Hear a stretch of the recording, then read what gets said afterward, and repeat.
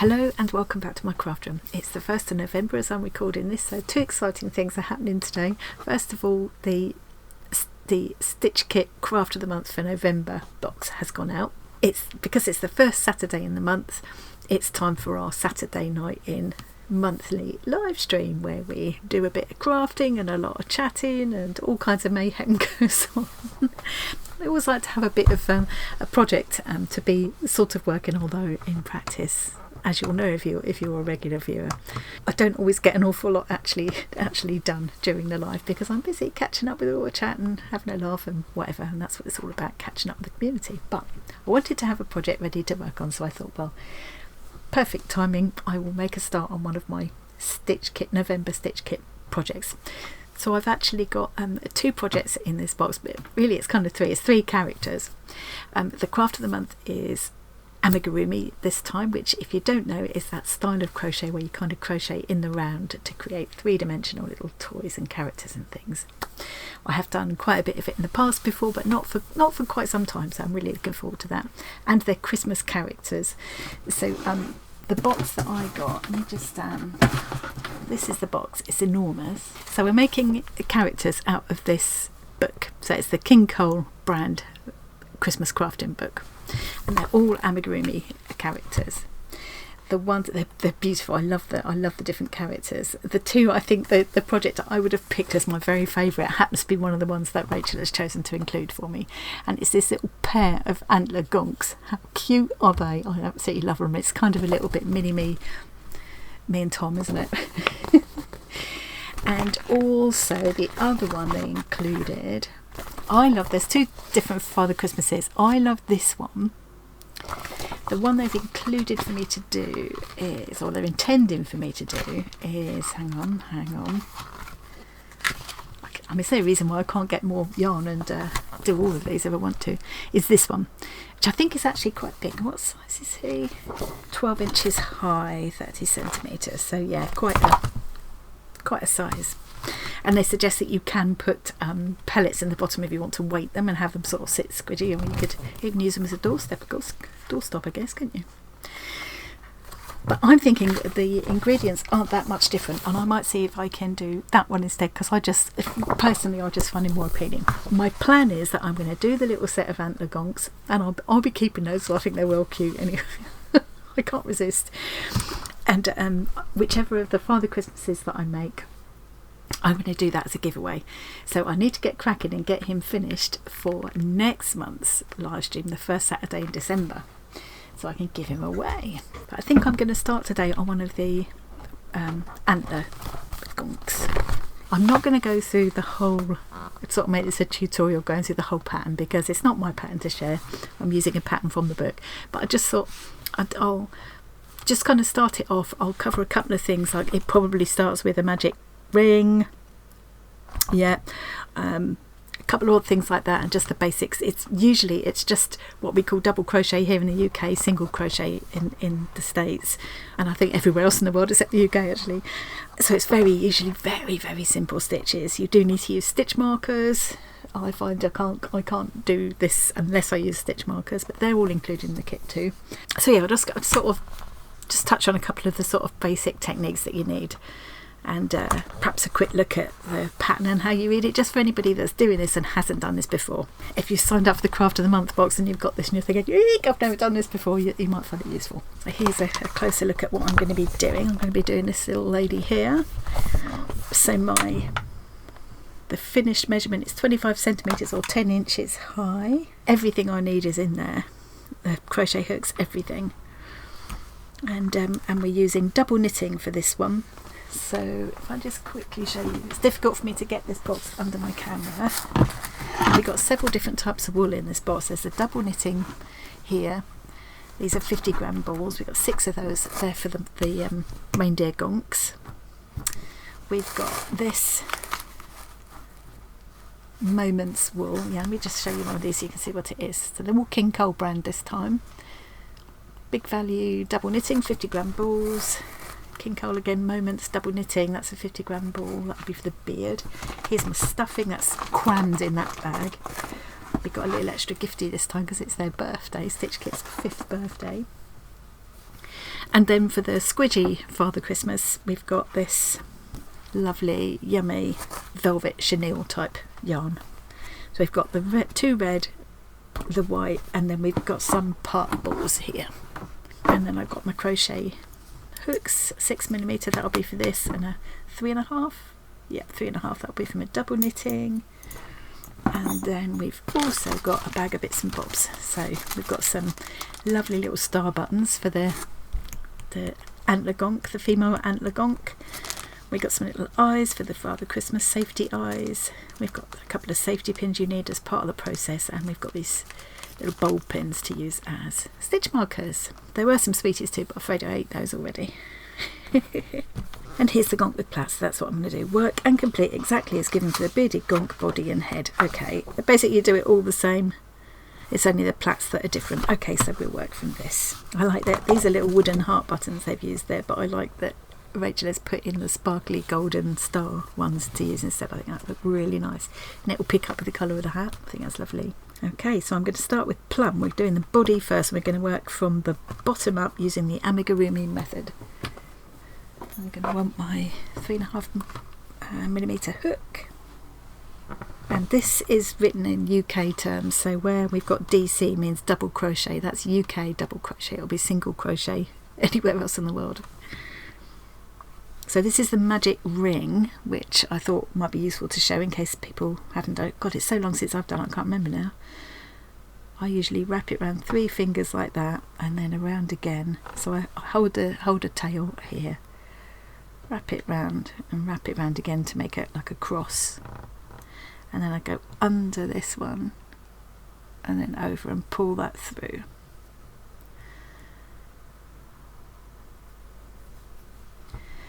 And now I'm going to work my stitches over both thicknesses of thread there.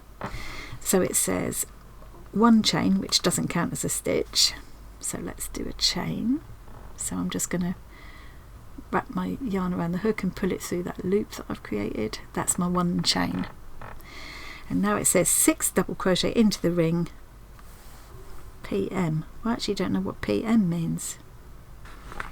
Here we are, PM. Oh, place marker. Okay, I would call that stitch marker rather than place marker. But yeah, when you're working in the rounds like this, because there's no obvious kind of start and finish to the rounds, you do need to use a stitch marker to make sure you don't lose your place. So that was my 1 chain, and now I'm going to work 6 double crochet into the ring, or single crochet if you're not in the UK. So to do that, I'm just going to put my hook under the ring, pull the yarn through, and then yarn around the hook again and pull it through both of those loops on the hook. That's my first double crochet. So that's 1, 2,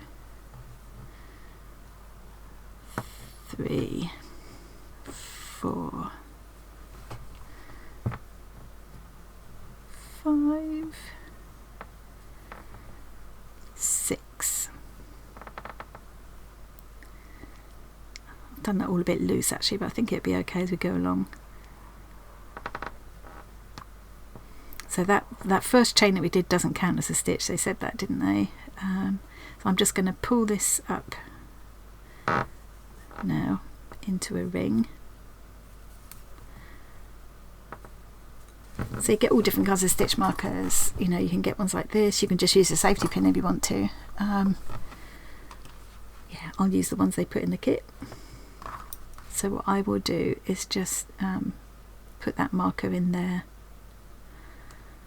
so I know that was the last stitch in my first round. So that was the first round, and I should have 6 stitches. So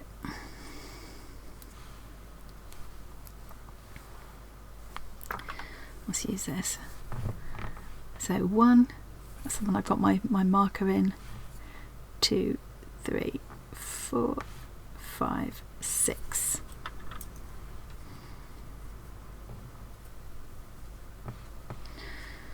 So I think they do all look a bit loose. I'm going to do that again. Probably just as well because I can show you again as well. So my magic ring, this is the way I do it anyway. I sort of keep hold of that, wrap it around my 3 fingers, wrap it around again, making that little cross. I go, so this thread is underneath this one, so I'm going underneath that one, over that one, and pulling and pulling it through. And now yarn around the hook and pulling it through the loop that I've made to get that first chain, which doesn't count as a stitch. And now I'm going to work these 6 stitches over the loose end there. 1, 2, 3, 4, 5. Oops, did that one wrong. Pull that out.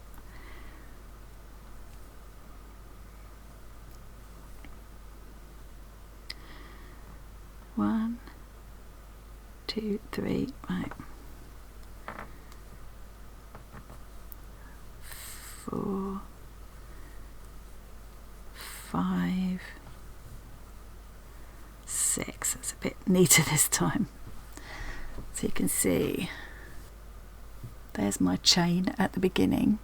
That's not counting as a stitch. And then we've got 1, 2, 3, 4, 5, 6. And then we want to place a marker.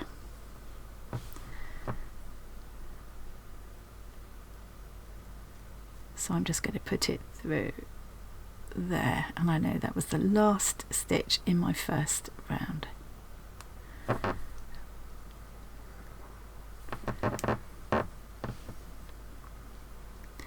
And now I can pull this loose end up to close the ring.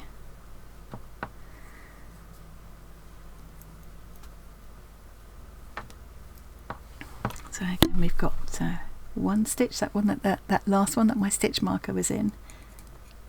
2, 3, 4, 5, 6. So this first one here was the chain that we made. It's a bit loose, that, but it doesn't matter. Was that chain? We ignore that. That doesn't count as a stitch. Amigurumi, you don't usually do like a turning chain. So it won't be obvious where the new rounds start, which is why it's so crucial to have these little markers. And sometimes you can end up with more than one marker, but it's not complicated, and that's really, this is the only stitch we're going to use. That's why, it's so simple, really. Don't be daunted. So this time they want me to do second round, 2 double crochet in each double crochet around. So I've got 6 double crochets around, and I'm going to do 2 double crochet in each one of them. So I'm hoping this is going to show okay on this purple thread. So this very first one here was my chain that I did for that first round. I'm ignoring that because that doesn't count as a stitch.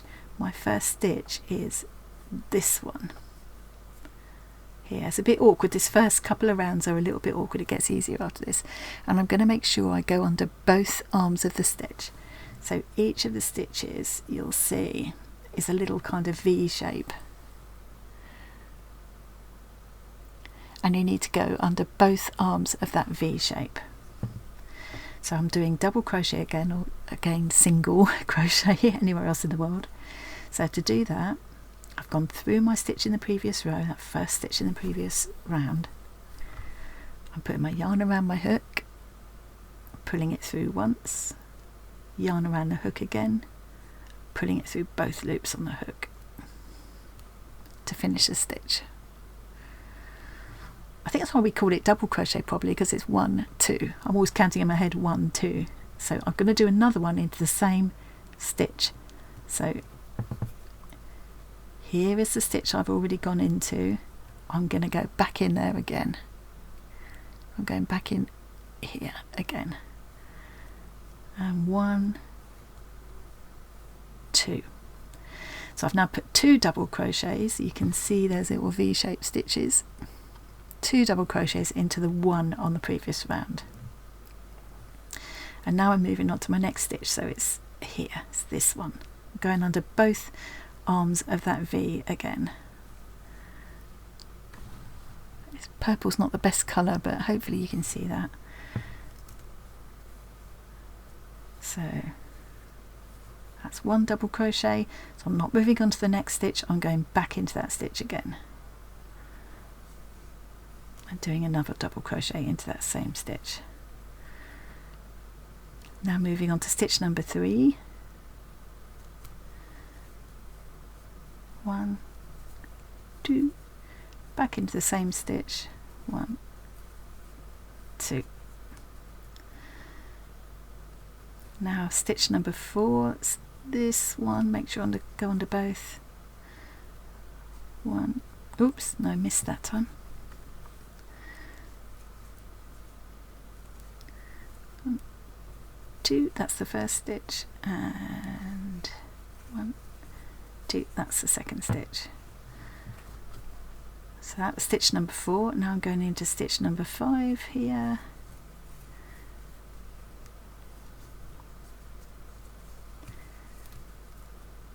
And then the last stitch is this one with the marker in. So I can take that marker out now.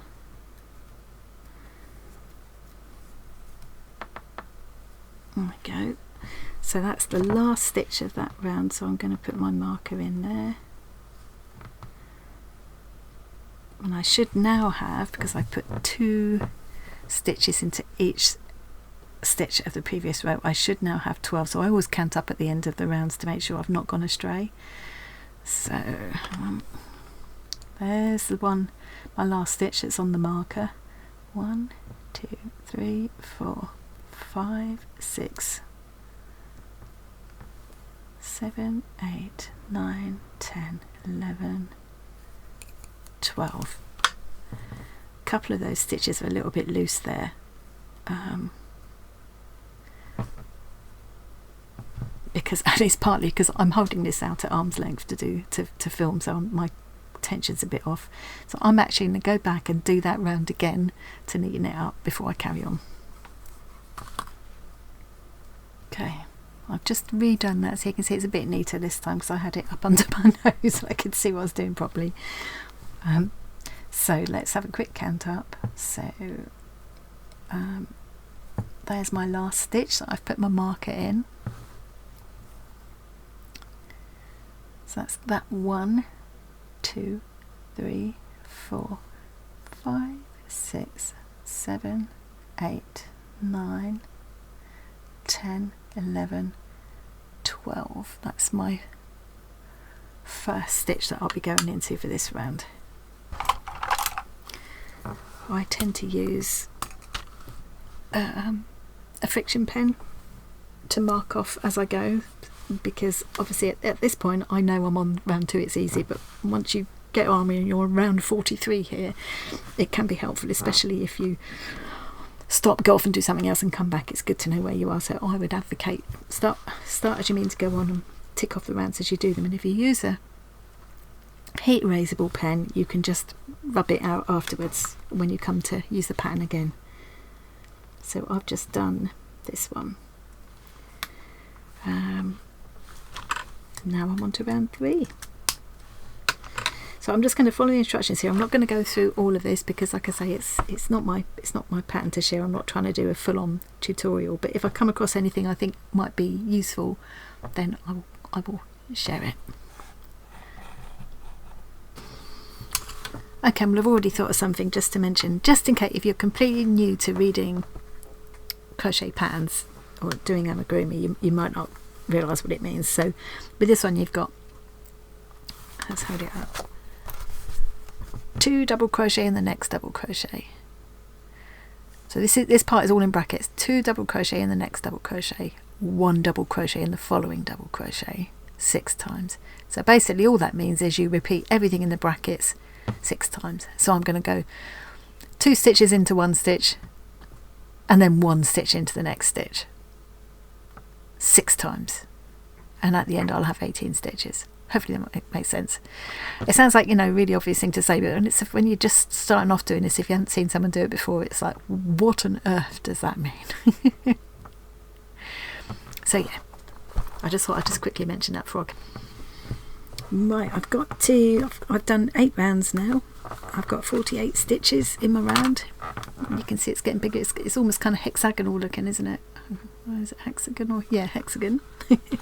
Now with round 9, it says to put 1 double crochet in BLO, that's back loop only, of each double crochet around. So I just thought I'll quickly show this in case you don't know what they mean. So where you've got each of your stitches is that little V shape.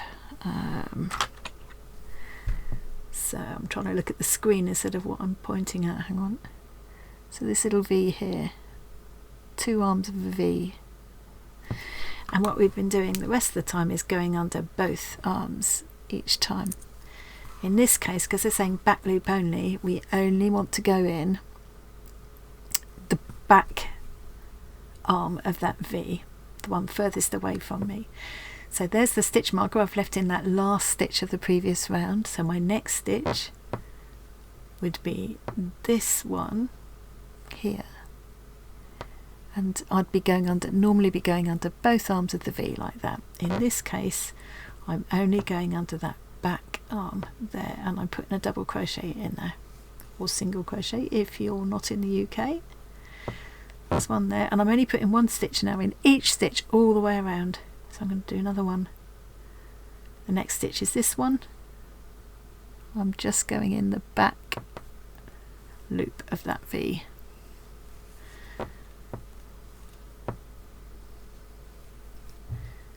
And this one.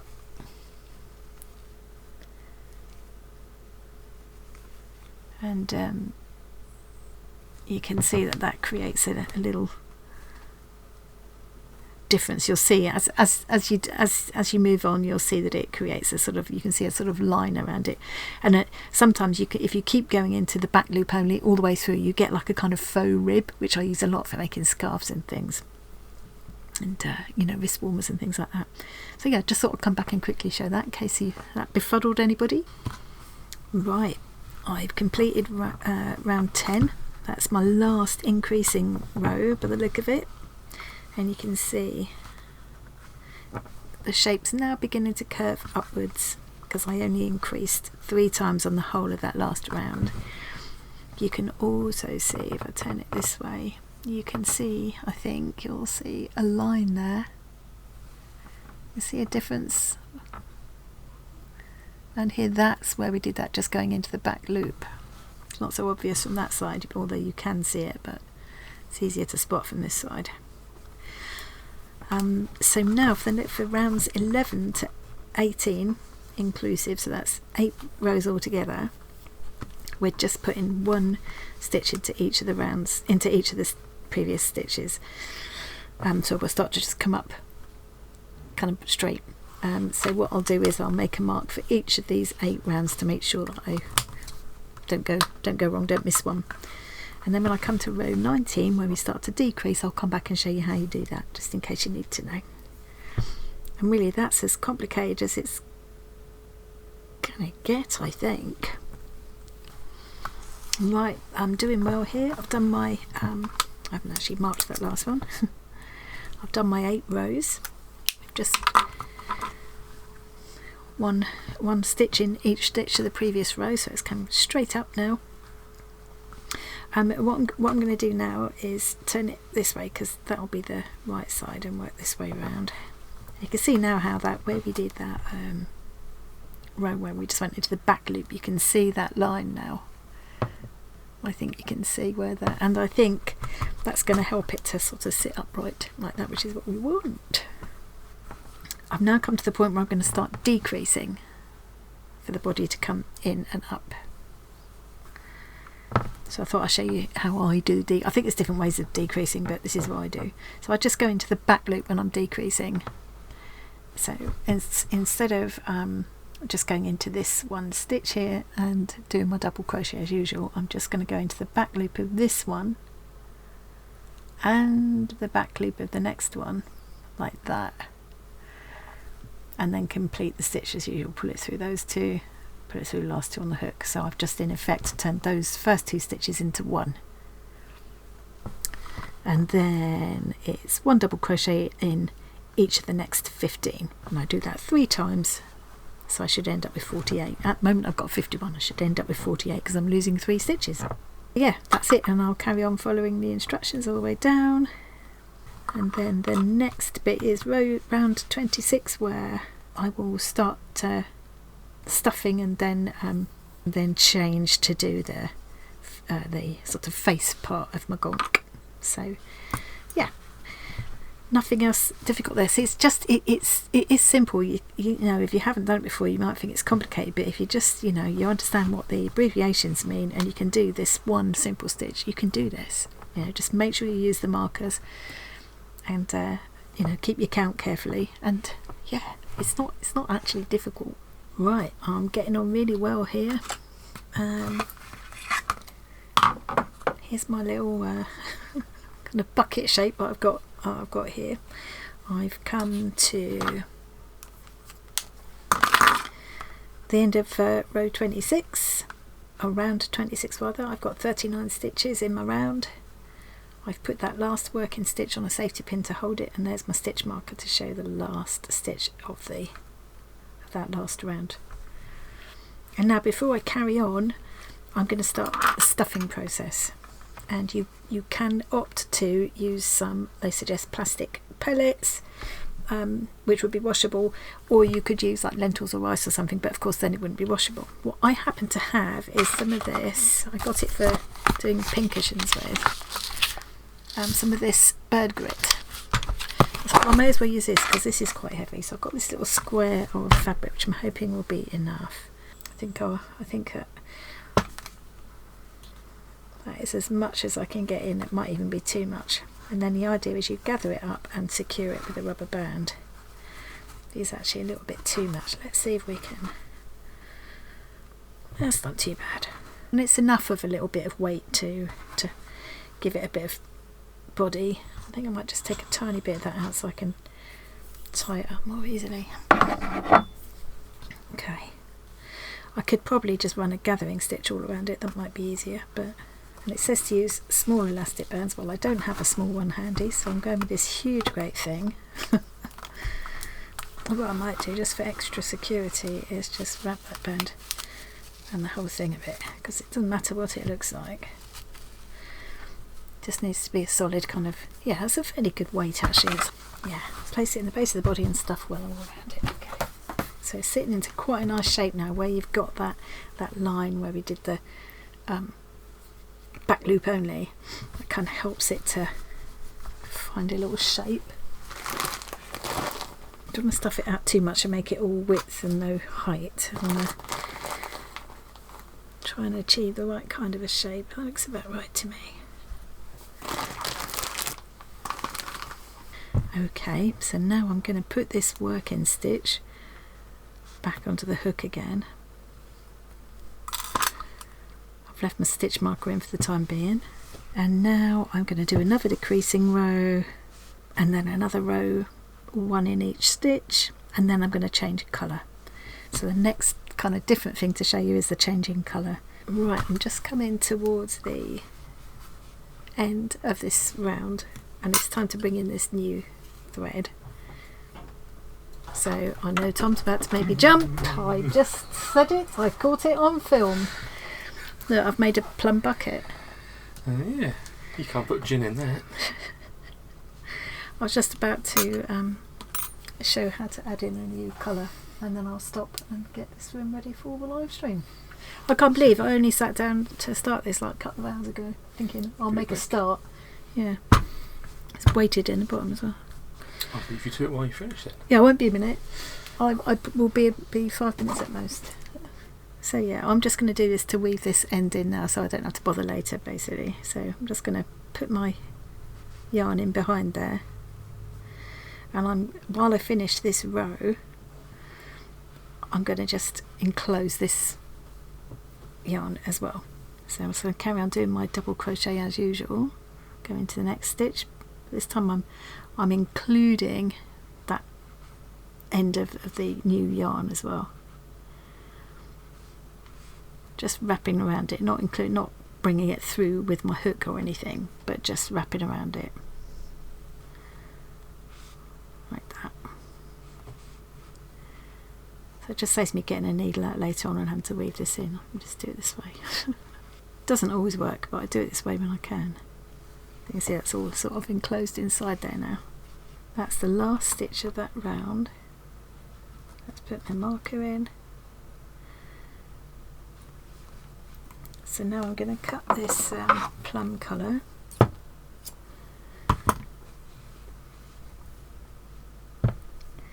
And now I'm going to start working with the porcelain colour, and this time I'm going to be including the end of the plum yarn, so I'm weaving that in as I go as well. So with this one I think it's another back loop only. Hang on, one double stitch in the back loop only of each double crochet around. So again I'm going in, instead of going under both the arms of the V, I'll show you on one that shows a bit better. Instead of going just under both arms of the V like that, I'm just going to be going in that back one there. So my first stitch of the next round is this one, but I'm just going to go in that back loop, and now I'm enclosing, I'm working with the porcelain, but I'm enclosing this end of the plum as well.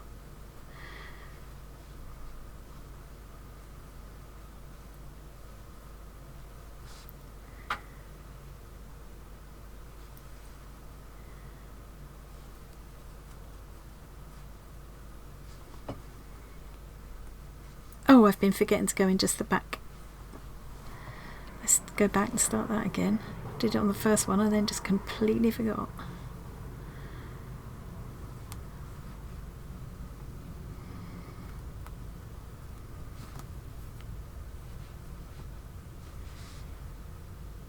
There we go.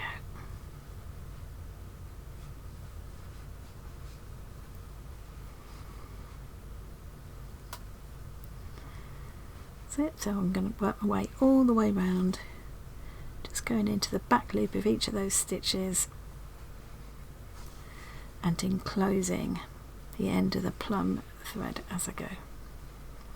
And you can see again it creates that sort of line. They quite often do that where that's going to be where it kind of shapes, goes in or out, or like here where it sort of sits. Yeah, it just helps to shape it, I think. I'm going to keep working on the porcelain bit, and the next time I come to anything interesting that I haven't already shared with you, I will come back. Okay, I have got to the end of round 40, no, round 41. I've decreased again, and I should have ended up with 30 stitches, but I seem to have ended up with 29, but do you know, I'm not going to worry about that. That'll be fine. I'll be decreasing again in a minute when I've done some stuffing and things, and I would just decrease one less on the next round.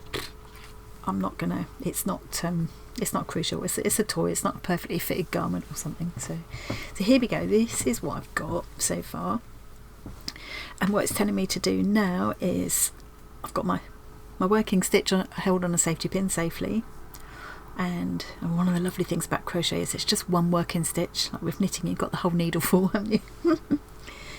And that's my stitch marker, the last stitch on that last row, and now I've just got to stuff the head, and then it's telling me at this stage to stitch the buttons on, but I can't see the advantage once I've got all the stuffing in there. It's not going to be any easier to stitch the buttons on now than it will be later on, as far as I can see, so I'm going to leave it because I'm not quite sure which side will end up being the front. I may come to regret this, may be some crucial reason why they want you to do it now, but hey ho. So now I'm going to stuff the head, and you can see where we did that one row of back loop only, it's created that kind of a line there in the stitching. Again, if I hold it that angle you can see it, which kind of helps to define that neckline. stuff it out well, but not kind of overstuffed. So I think that's probably about right. I can always squeeze a bit more in later when I finish this. When I finish the head, I mean. I've got my needle there ready to sew the buttons on, but I think, yeah, I'm just going to put that off until I'm absolutely sure which side I want to be the front. I'm on round 42 and I'm starting to decrease again. We're going to decrease quite quickly now because we're double crocheting 2 together, then 1 stitch in each of the next 3, 6 times, and you end up with 24 stitches. Then double crocheting 2 together and 1 stitch in each of the next 2, 6 times. So we very quickly decrease now from 24 stitches at the end of the next row to 18 to 12. So it's going to be a quick decrease to close up, and I'll end up with a little kind of hole in the top of the head. So take this safety pin out and put the hook back in, leaving my stitch marker where it is. So I'm carrying on with my decreasing.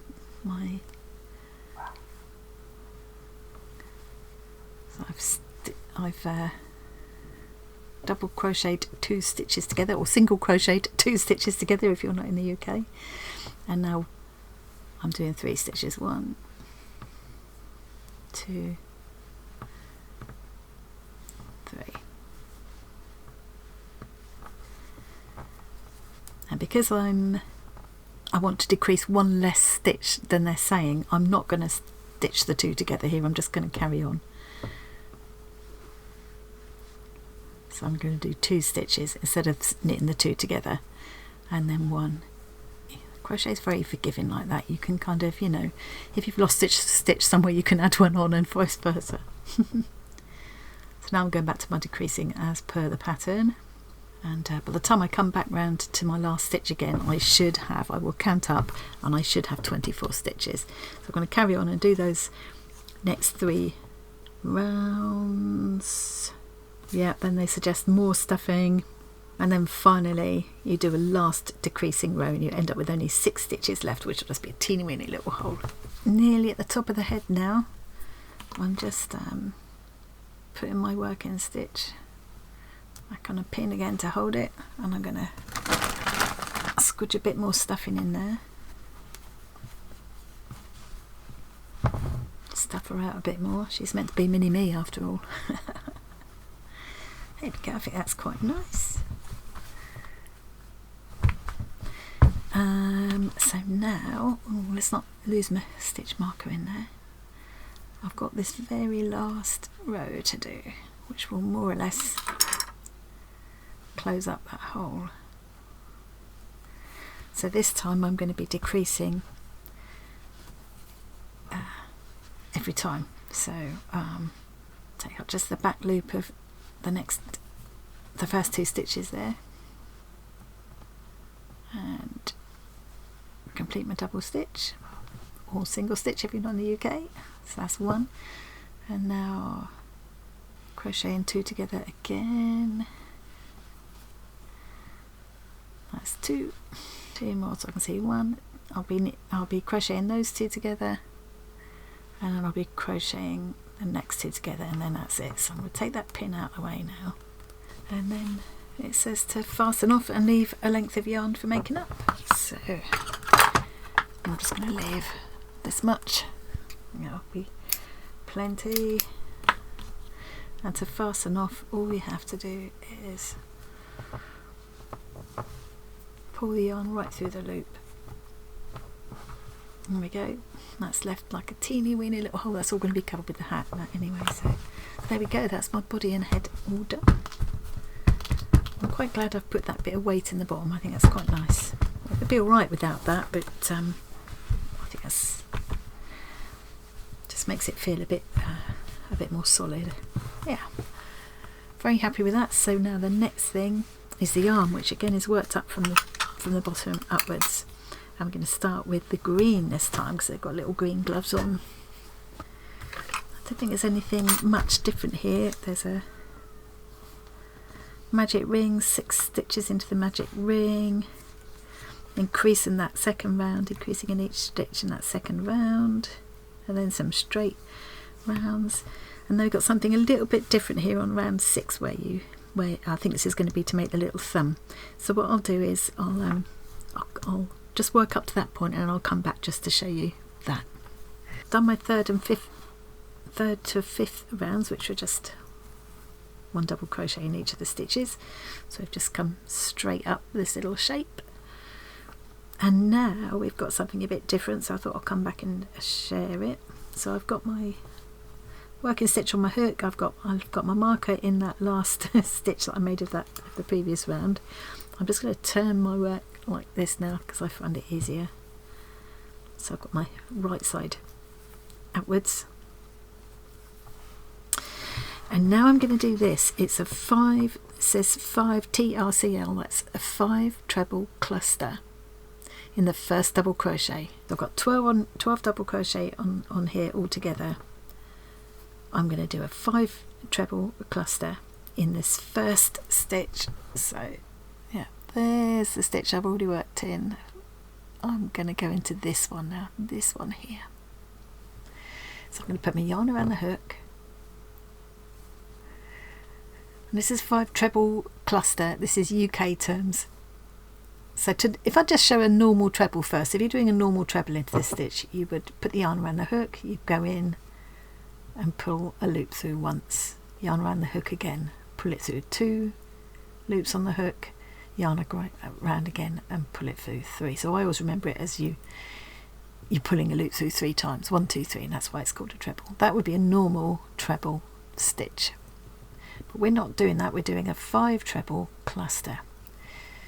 So what I'm going to do is the first kind of 2 parts of the treble stitch 5 times before I do a final pull through to complete all 5 trebles at the same time.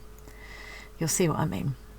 So yarn around the hook, I'm going into that first stitch in the previous round, pulling a loop through, yarn around the hook, pulling it through the next 2 loops on the hook. But I'm stopping there with this treble. I'm not going to pull through and complete the stitch. Instead, I'm going to go yarn around the hook and go in again into the same stitch. Pull a loop through, yarn around the hook, pull it through the next 2 on the hook. And again, I'm not completing the stitch yet. I've now got 3 loops on my hook. So I've done that twice now. I've got to do it 5 times altogether to make 5 treble stitches. So I'm going to do it all at once because I'll lose my flow otherwise. So here we go, yarn around the hook. 1, 2,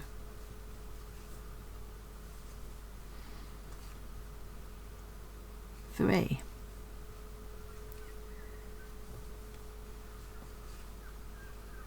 4, this is the last one,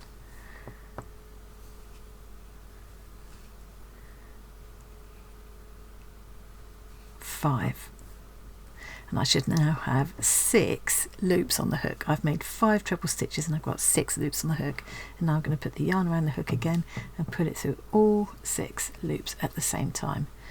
So I've made this little bobble shape, this little cluster of 5 trebles. And then I'm going to carry on and do a double crochet in each of the stitches, the rest of the stitches, the remaining 11 stitches of that previous round.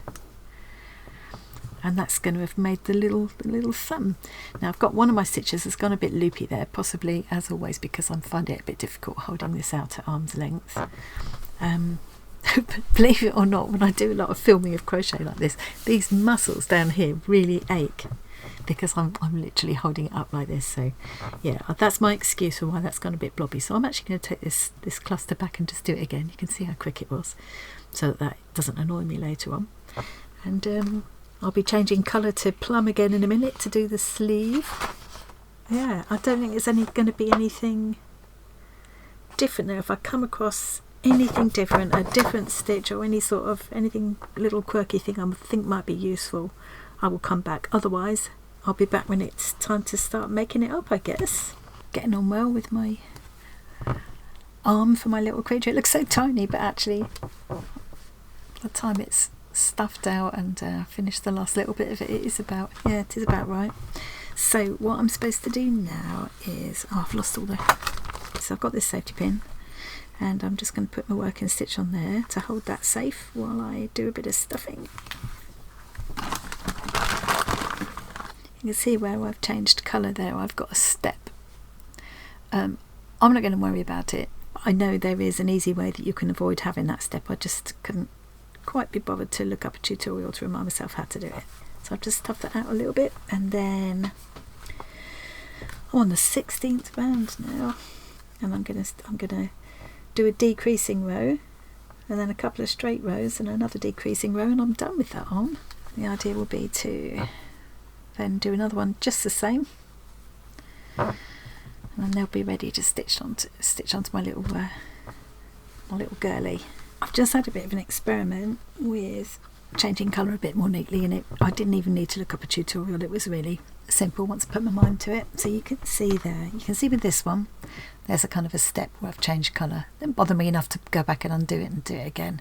If it did bother me that much, I might even do a bit of decorative stitching over the top of it, you know, whatever. With this one I've done it slightly differently.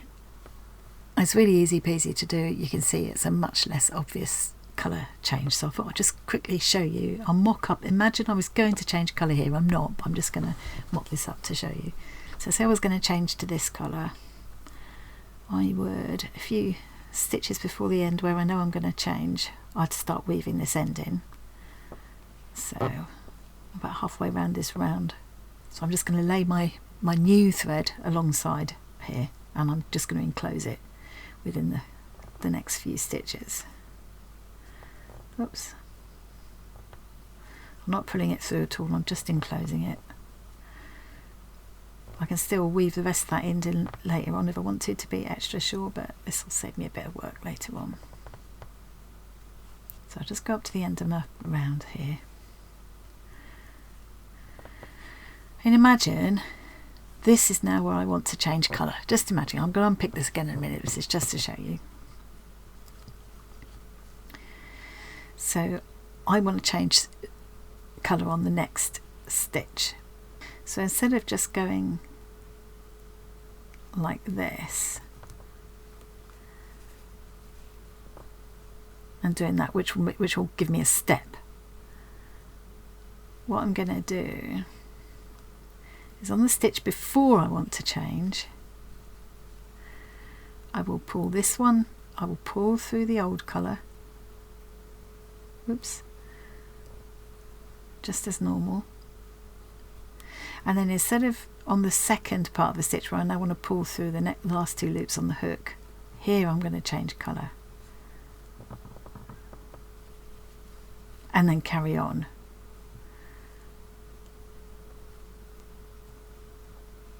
Working in a new colour, and that way you just get this kind of result. It's a little bit funny because you've got the blip for the thumb there as well, but instead of that, where you've got that step there, and it just looks a lot better. It's not any harder to do. It's basically you just change your colour on the last half of the previous stitch, if that makes sense. So I just thought I'd come back and show you that. I hope it kind of made sense.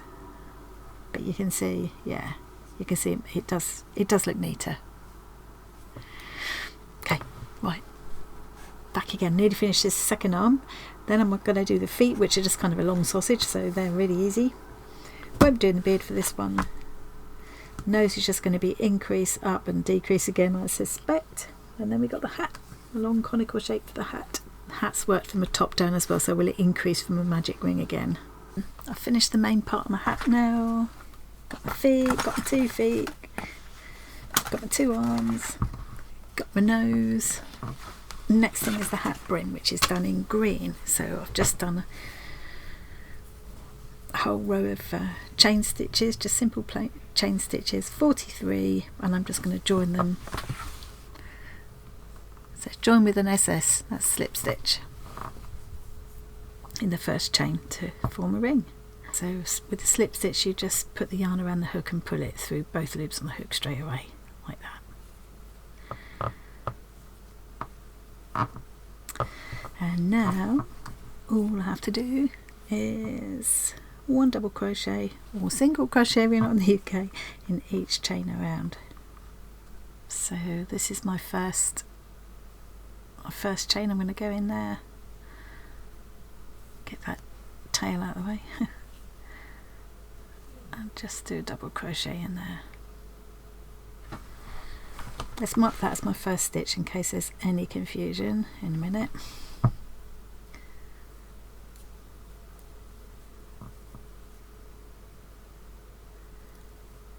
I'm just going to go through and put a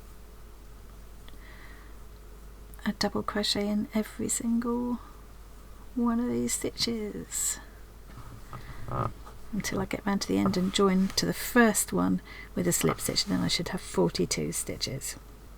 Go 42 double crochet, and then I'm joining with slip stitch to that first chain that I made.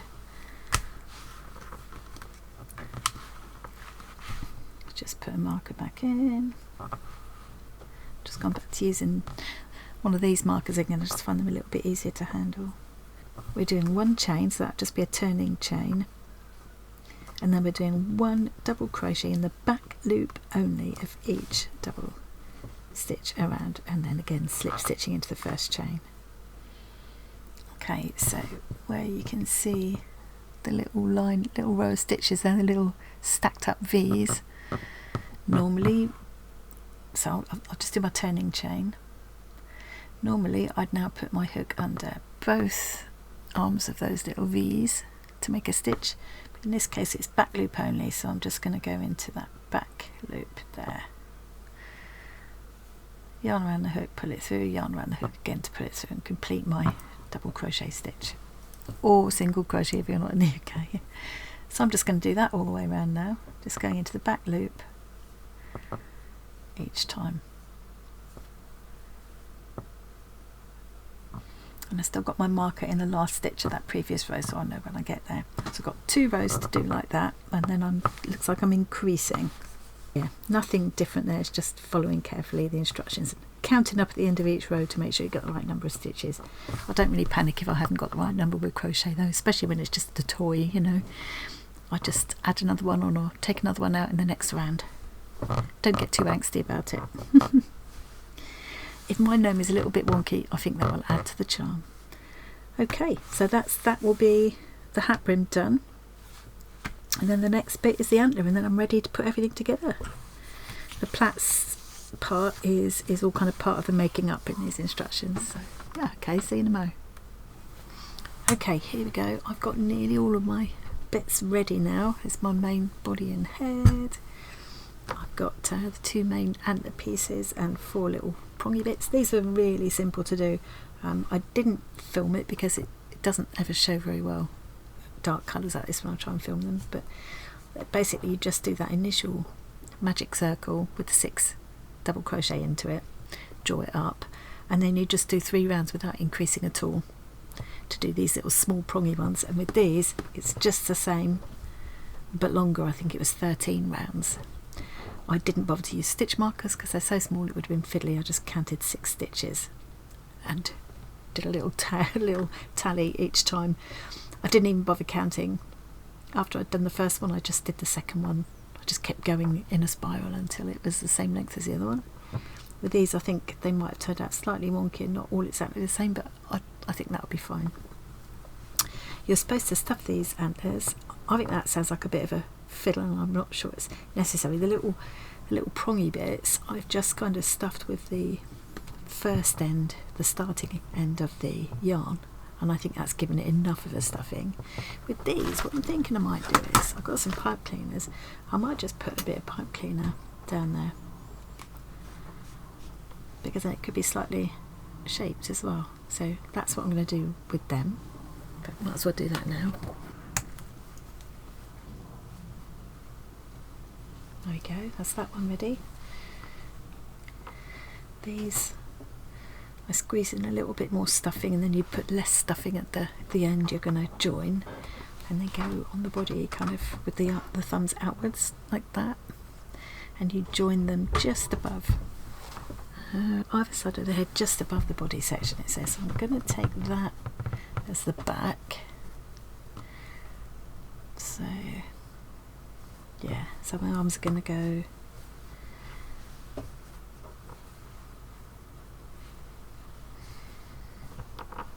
there and there, like that.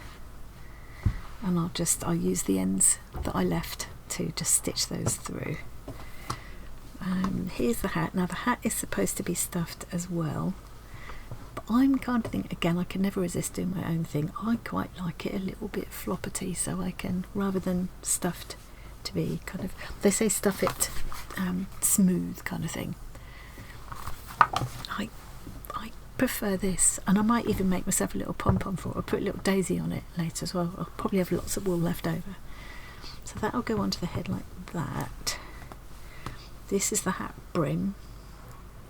Haven't bothered to stitch that ending because it'll probably just get caught up inside, so go on like that, and then you turn up a little bit. Might be easier once I've got it on properly. And the nose goes there. And I've got the plaits to make as well. It's so cute. And here's the little feet. So what do they say to do first? I tell you to re-thread this onto a needle and pull it up tight and fasten off. Well, I think I already kind of pulled it up tight enough, and I'm going to leave this end in case I need more than I've left there for the nose, so I won't cut that end off just for now. I've just started off with a great big chunky stitch just to anchor it in place, and now I think I'm going to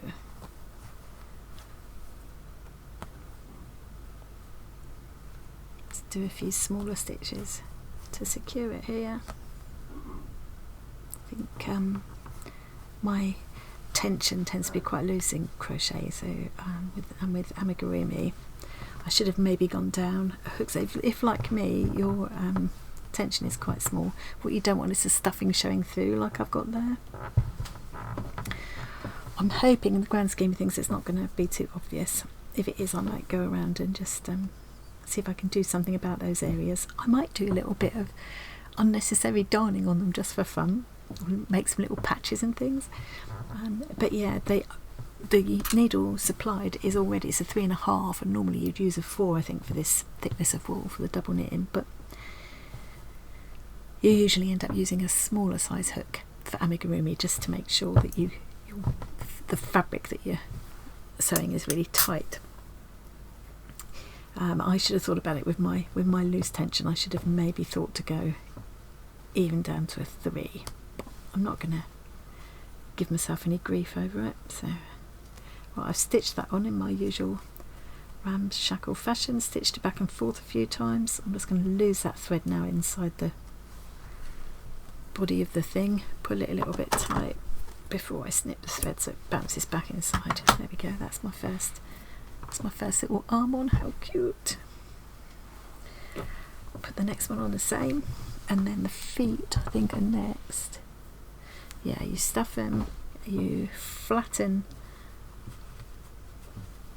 you flatten that end, and then you stitch these on here and here, and in pretty much the same as I've just stitched the arm. So I'll carry on, do the other arm and stitch these 2 feet on, and then I'll be back when we get to something a bit more interesting.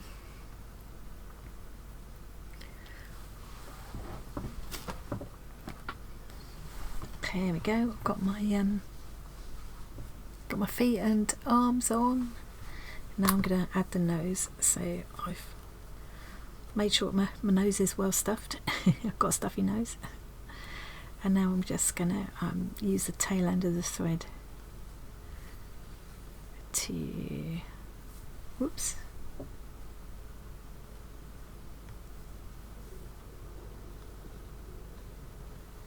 just run some stitches all the way, and that top edge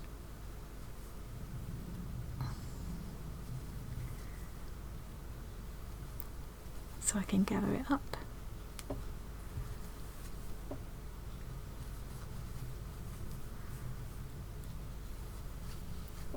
go. And if I haven't got enough, I'll utilise this end on the head. If I don't need that end on the head, I'll just lose that inside the body in a bit, but I'm going to leave it there for the time being. So now this gets placed just above that sort of ridge. Where we did the back loop only, we've got that ridge. It goes just above there. I think that's what they said. Hang on, let me just double check. Yeah. So I'm going to put it there, sort of central to the arms.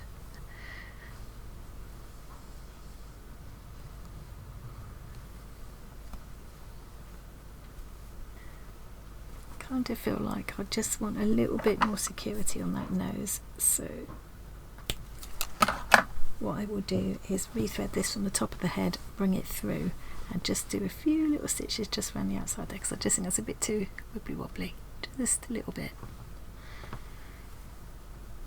So I'll do that, and the next step I think is the hair, which looks a bit complicated, so I'll be back in a sec when I've sorted myself out.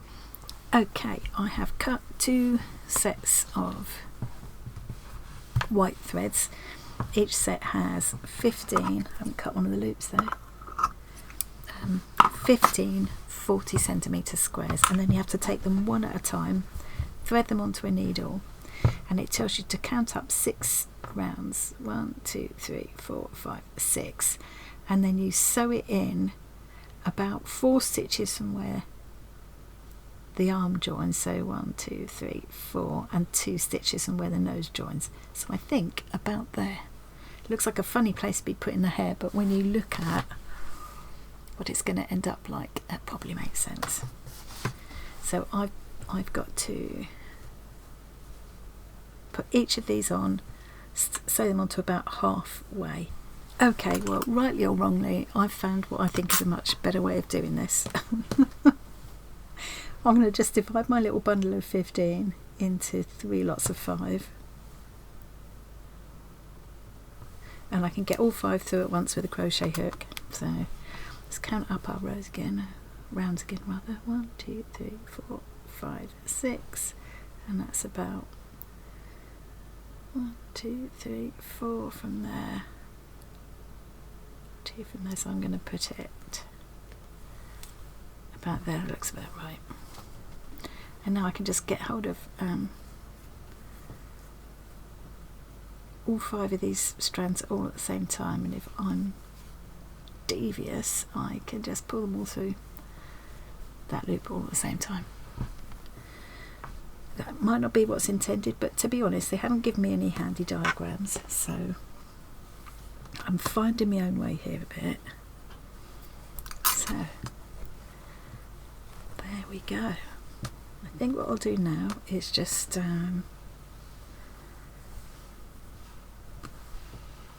trim them off so they're all the same length as the shortest one.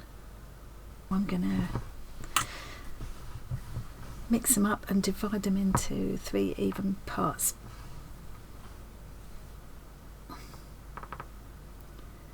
So it'll be 10 strands in each, won't it, this time? 2.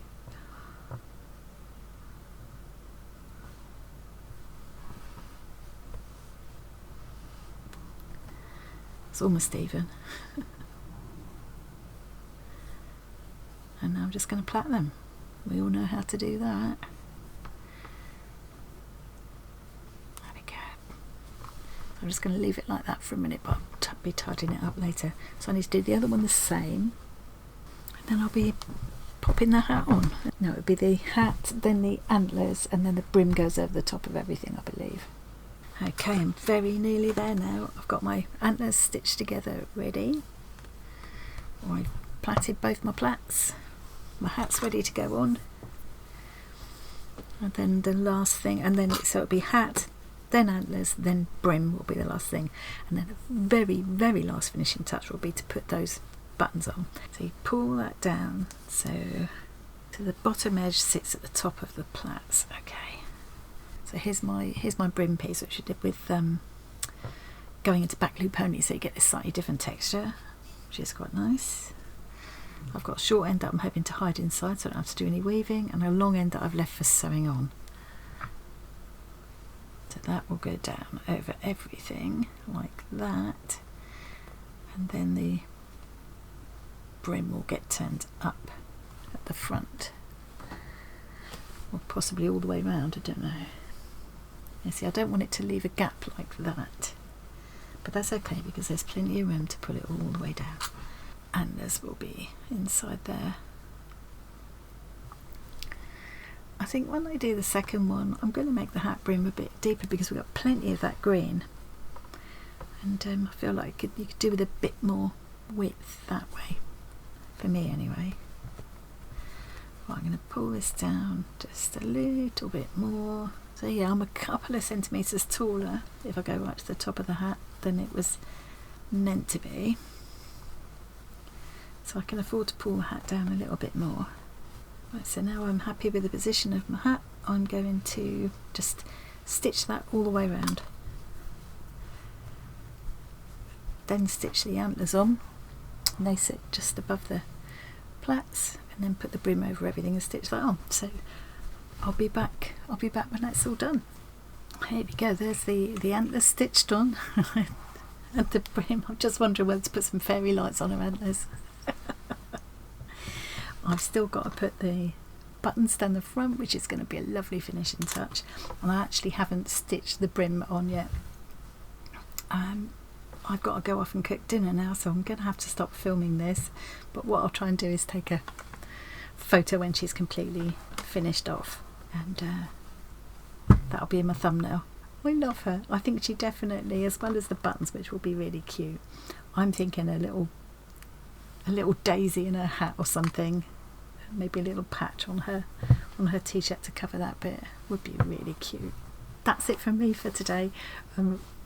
I hope you've enjoyed watching along with that.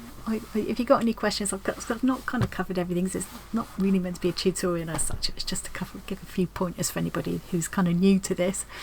But if you've got any pointers or I didn't explain anything properly, just give me a shout in the comments and I'll be happy to try and help if I can.